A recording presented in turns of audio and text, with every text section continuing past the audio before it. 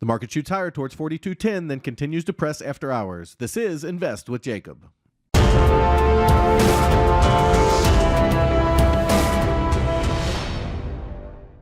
Okay, guys, so the market continued to push higher again today, pushing up towards that 42.10 level we talked about in yesterday's video, and then continued to push just a little bit here in the after hours. Overall, this is very good news for the bulls, and it may be that we can start talking about the bottom being in. I'll get into that in just one second, but first, if you're new here, welcome to the show, guys. My name is Jacob Gabbard, and this is Invest with Jacob, where we use Elliott Wave Theory to break down the SP 500 and the NASDAQ. I highly encourage you to hit that subscribe button down below so that you can get our daily S&P updates, our trade setups, and our buy alerts.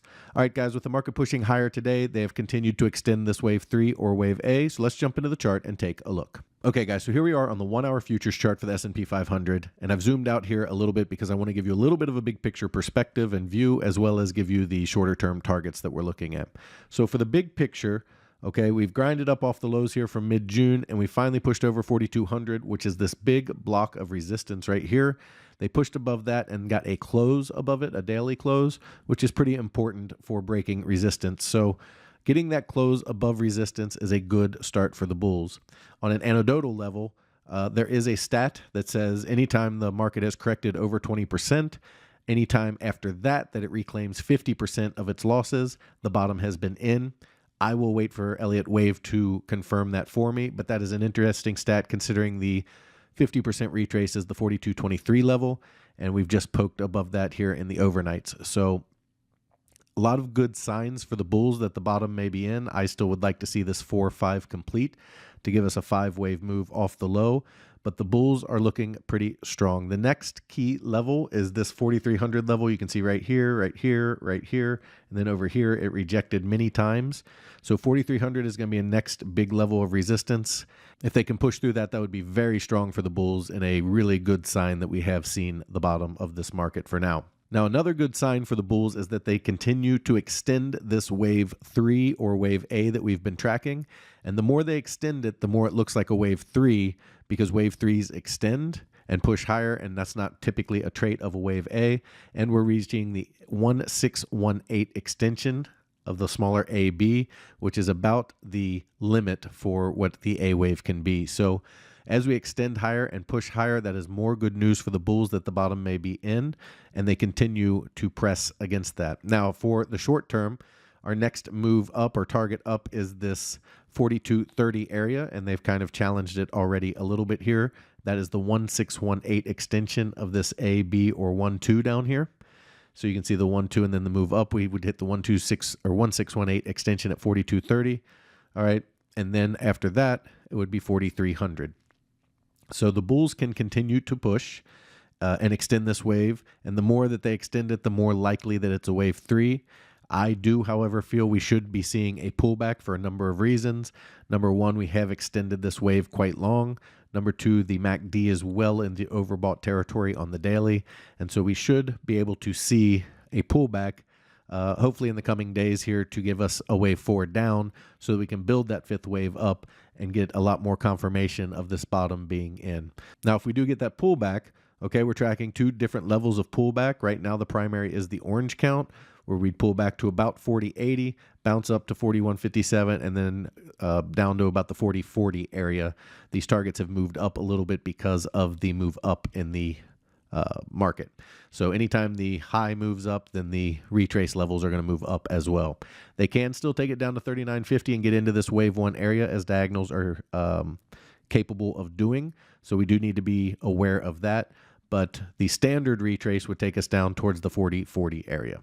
If they're not going to be in that wave 4, the secondary count would be the bigger B wave here, which would be a deeper A wave towards 39.65, a bounce up towards 40.40, and then a move down here in C towards 38.50. So that's what we're tracking on the S&P. Over on the NASDAQ, we've zoomed out here as well, and it's a little bit interesting because the NASDAQ has only pushed back up over the 382 retrace, which is very common for, say, a wave 4, which could be an extension of this A wave down. We get a bounce up and then a move down. So that is still on the table. And their 50% retrace is up at 13,910.75, so they would have to push a little bit higher here to get up to their 50% to tell us that the bottom on the NASDAQ is in according to that statistic. I would just rather see a wave 4 pullback and then wave 5 higher to give us that confirmation of 5 up off of the low.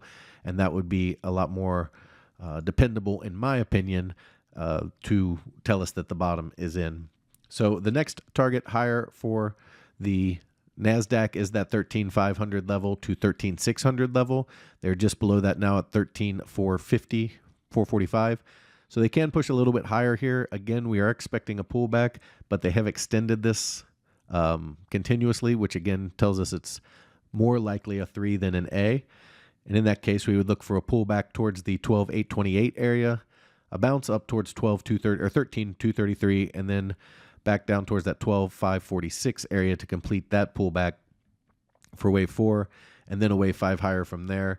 However, if they are going to make that deeper pullback, then we'd look for a deeper move down towards 12,400, up towards 12,828, and then down towards that 11,808 area. So they definitely have the ability to extend. Okay, they should be seeing a pullback soon for the reasons I mentioned on the ES as well. And then we'll have to see where that pullback holds. One other note, guys, these videos are just a snapshot in time. I do see in the comments sometimes people saying, hey, I was going to go short based on your analysis, based on this. I give out key levels. I've been saying for a while that if we didn't break 40.80, they can extend higher. And this is just a snapshot in time. By the time this video airs, it's 8 to 10 hours later, and the market has made a lot of changes, and we update that in my trading room.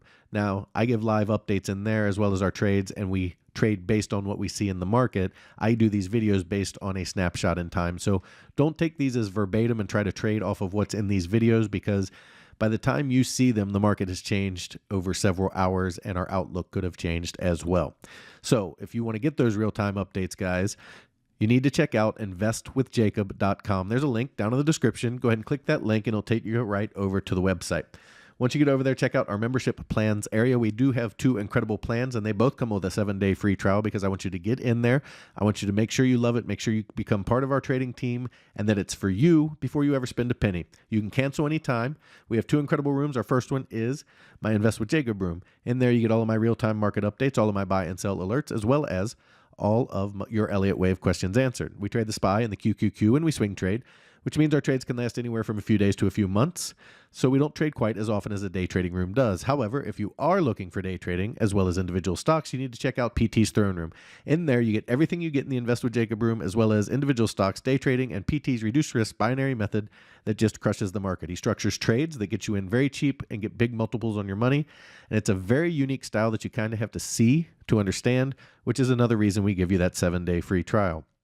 He also started a challenge account where he put $4,000 into a small account and trades it using disciplined methods and many ES futures, averaging 3 to 4% gains in there per week, showing you how to build a small account into a large retirement or savings account. Guys, we'd love to have you in these rooms so we can make some money together. Key takeaways for today. The bulls can continue to push a little higher. 4230 is the next level, then 4250, then 4300. But we are still looking for that pullback. We should be getting it here in the next few days. We would look for that pullback to either be the orange count down towards 4040 or the black count down towards that 3850 level. Over on the NASDAQ, again, they can push a little bit higher, looking at that 13,500, 13,600 level next. Then we would look for a pullback. If it's going to be the orange count, that 12,396 level is where we would target. And if it's going to be the black, we would look for 11,800. Guys, that is the market update for today. I will talk to you tomorrow.